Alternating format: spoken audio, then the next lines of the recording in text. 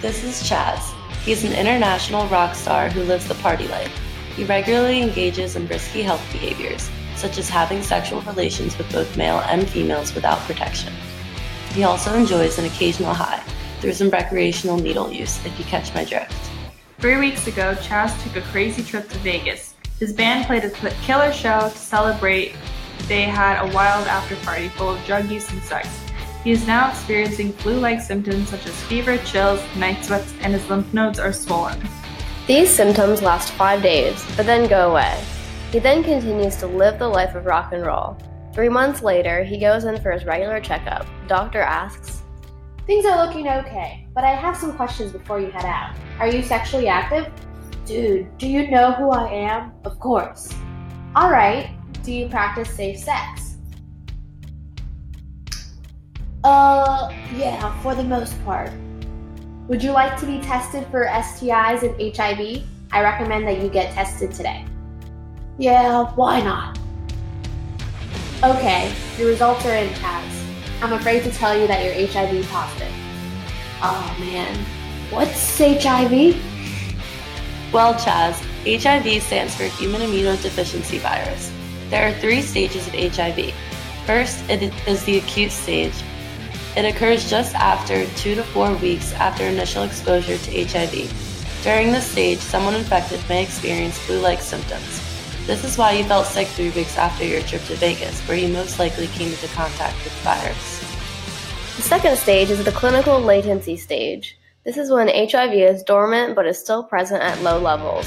Therefore, it is still possible to pass the virus. Often, those infected don't experience symptoms in this stage. This is why after you felt sick, you thought your health returned to normal. Luckily, you caught it fairly early. Some can last a decade without knowing they have HIV. The final stage is the most severe. It's when the person contracts acquired immunodeficiency virus, or AIDS. Once someone has AIDS, they typically only survive about 3 years. Someone with AIDS will get the chills, have weakness, experience weight loss, and develop a fever and swollen lymph nodes. The person is very infectious during this stage and also has a compromised immune system, making them susceptible to other infections. HIV can be contracted from bodily fluids such as blood, semen, preseminal fluids, rectal fluids, vaginal fluids, and breast milk. Due to this, there are certain risk factors that make a person more susceptible to contracting HIV. This includes unprotected sex and drug use using contaminated needles. It is especially common in men who have sex with men. Since you are participating in unprotected sex with multiple partners, as well as using contaminated needles to inject heroin, this is where you could have easily contracted the virus. So, where did all this HIV stuff come from anyway? HIV dates back to the late 1880s. The virus was traced to a chimpanzee in Central Africa. It was spread to humans because the chimps were hunted for their meat, and so they contracted the virus when they came in contact with the infected blood. The chimp had a version of the immunodeficiency virus called simian immunodeficiency virus that was most likely transferred to humans and developed into HIV. Over decades, the disease slowly spread across Africa and then into other countries. The virus has existed in the United States since the mid-1970s. Wow, all of that for the chimp? Screw that chimp. According to the CDC, there were an estimated 1.1 million people aged 13 and older diagnosed with HIV in 2014.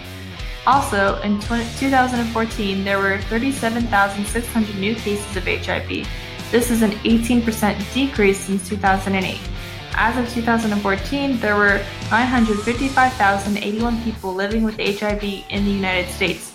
That's 229.5 people per 100,000 who have HIV. Additionally, there is an estimated 166,000 people living with HIV that have not been diagnosed yet. Oh, cool. It's decreasing. That's good news for me, right? Created using Powtoon.